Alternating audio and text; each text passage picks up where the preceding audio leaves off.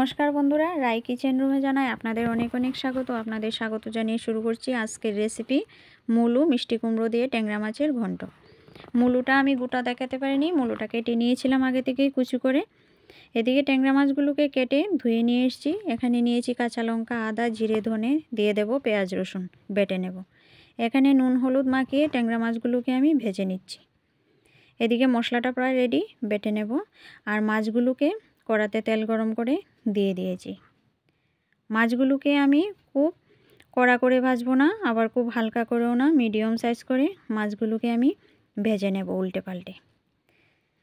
মাছগুলো ভাজা হয়ে গেলে আমি মাছগুলোকে নামিয়ে তারপর কেটে রাখা সবজিগুলো ভেজে নেব। মাছগুলো ভাজি হয়ে গেছে, এবার মাছগুলোকে আমি তুলে নিচ্ছি। এদিকে মশলাটাও বাটা শেষ হয়ে গেছে। এদিকে আমি কড়াতে যে মাছ ভাজার তেলটা রয়ে গেছে সেটাতে দিয়ে দিচ্ছি মুলো আর মিষ্টি কুমড়ো। এবার মুলো মিষ্টি কুমড়োতে আমি নুন হলুদ দিয়ে ভেজে নিচ্ছি। হালকা আছে অল্প সময় নিয়ে মুলো আর মিষ্টি কুমড়োগুলোকে ভালো করে ভেজে নেব। এদিকে ভাজিটাও হয়ে যাবে আর সেদ্ধটাও হয়ে যাবে। এভাবে আমি অল্প কিছু সময় নিয়ে মুলো মিষ্টি কুমড়োটাকে ভেজে নিচ্ছি। উপর থেকে দিয়ে দিচ্ছি চেরা কাঁচা লঙ্কা। এই রেসিপিটা একটু ঝাল ঝাল খেতে ভালো লাগে। যেহেতু মিষ্টি কুমড়োটা খুবই মিষ্টি, তাই ঝালের পরিমাণটা একটু বাড়িয়ে দিতে হবে। এদিকে আমার মুলো আর মিষ্টি কুমড়োটা প্রায় সিদ্ধ হয়ে গেছে আর ভাজিটাও হয়ে গেছে। এবার নামিয়ে নেব।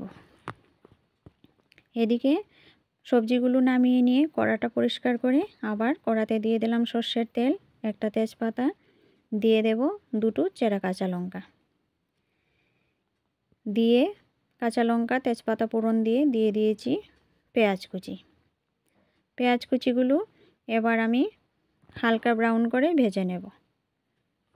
পেঁয়াজ কুচিগুলো আমার হালকা ব্রাউন করে ভেজে নেওয়া হয়ে গেলে দিয়ে দেব আগে থেকে বেটে রাখা মশলা।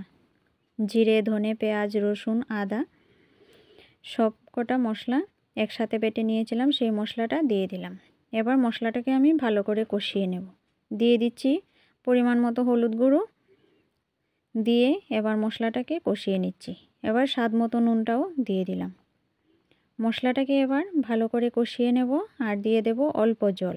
জল দিয়ে মশলাটাকে ভালো করে কষিয়ে নিচ্ছি।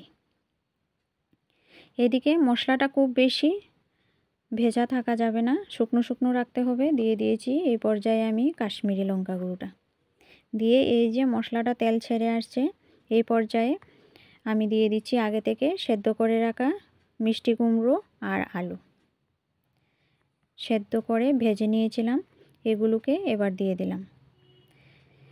মশলাগুলোর সাথে সবজিগুলো দিয়ে কিছু নাড়াচাড়া করে দিয়ে দিচ্ছি আগের থেকে ভেজে রাখা মাছগুলো, দিয়ে আরও 2-4 মিনিট ভালো করে কষিয়ে নেব। এই রেসিপিতে কোনো রকম ঝোল থাকবে না, একদম মাখো মাখো থাকবে। তাই 2-4 মিনিট নেড়ে চেড়ে ভালো করে মিশিয়ে দিয়ে দিয়েছি ধনেপাতা কুচি। ধনেপাতা কুচি দিয়ে আরও 2-1 মিনিট ভালো করে নেড়ে চেড়ে এবার আমি নামিয়ে নিয়েছি। তো আজকের রেসিপি আমার পুরোপুরি রেডি। এভাবে একদিন রান্না করে অবশ্যই দেখবেন, দারুণ স্বাদের হয় খেতে। আর যদি ভালো লাগে কমেন্ট করে অবশ্যই জানাবেন। দেখা হচ্ছে কাল অন্য কোনো